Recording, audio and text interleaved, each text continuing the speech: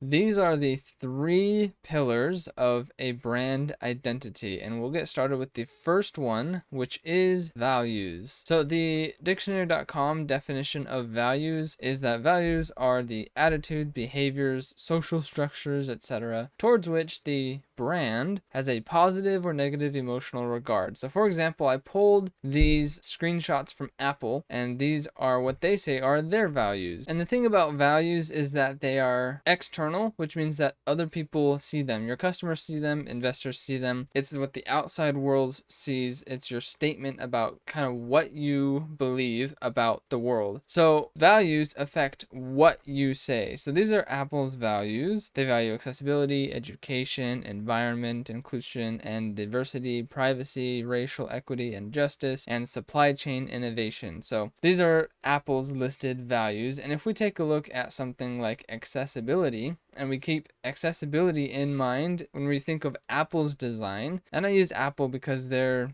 just world class in terms of brand design. So accessibility affects every aspect of Apple's experience, you could say, from their products to their advertising to their website to their social media posts to their emails. So they approach things with this accessibility value. And if we just take a look at the text and the background color that they're picking on all of these illustrations, I'm thinking of the contrast ratio, or the difference between the light and the dark colors, and thinking about it in terms of accessibility. And these have a pretty high contrast ratio, which means that those who it's harder for them to see, or they have some type of visual impairment, or they can't see colors as well, despite those struggles, because they design with accessibility in mind, these things are still visible to them. They can still read what they're saying here. It makes it accessible to their customers. And then that also comes in the way and the features that they integrate into their apps. So they have hearing aid features in their AirPods, and you can zoom into details on your Mac. So all of these things, because they value accessibility, they incorporate it into their products, they incorporate it into their language, they incorporate it into their visuals, because visuals affect the outside. They're seen externally. So it affects what you say, it affects how you design, it affects the visuals that you put out. And Apple is a pretty good example of that. Now, another pillar of branding is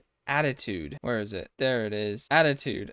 Now, what is attitude? I define attitude as simply the brand's way of looking at the world. So if you have something to say, your attitude about that thing affects how you say it. So values are what you say. Attitude is how you say it. So values exist on a scale. It's either a lot or a little. So we'll just say 0 to 100. Now let's talk about privacy. Your value of privacy could be anywhere on this scale. It could be either you value privacy completely, or you don't value privacy at all. And depending on how much you value privacy will determine how you talk about it.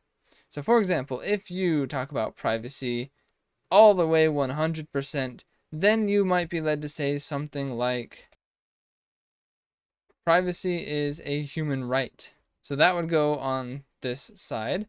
But if you didn't value privacy at all, well, you actually wouldn't say anything, because you wouldn't really talk about privacy since it's not one of your values. So depending on how much you value something and your attitude about that, it impacts the way that you look at the world and the way that you say things. Now, your attitude is defined internally, and you don't really tell people what your attitude about things are. They just kind of see it in the things that you say and in the way that you look. So for example, I have 4 different variations of the same word. And when you see this word, it gives you a certain idea of the attitude of someone behind this.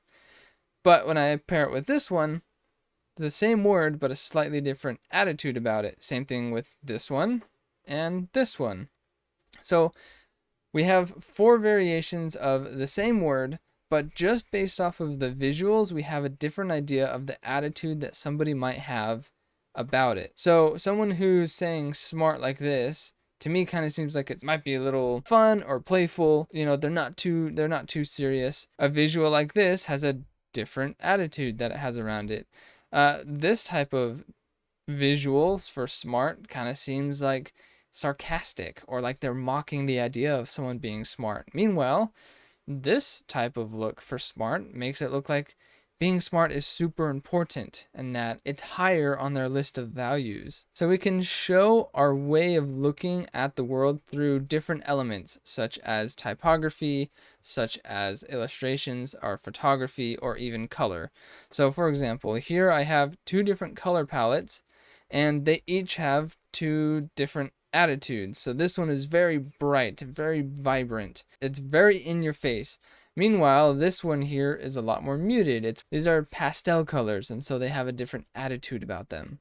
Another way to think about attitude is personality. So I like to think about it as the way that the brand looks at the world ultimately affects how they interact with the world, and that comes through as personality. So your attitude or your personality is the second pillar of a brand. The third and arguably most important pillar of the brand is the people. You cannot build a brand without people to be there to build it with you or for you. So I think this is incredibly important because whether it's the founder, whether it's the customers or the fans or the employees or your team, the people are probably the biggest, most important pillar of the brand, because behind every visual, behind every piece of copy, behind all of the AI and the marketing is the people. And so people are the ones that expand or broaden the brand. Without people, none of this even matters. In order for you to have any kind of personality, there has to be people behind it who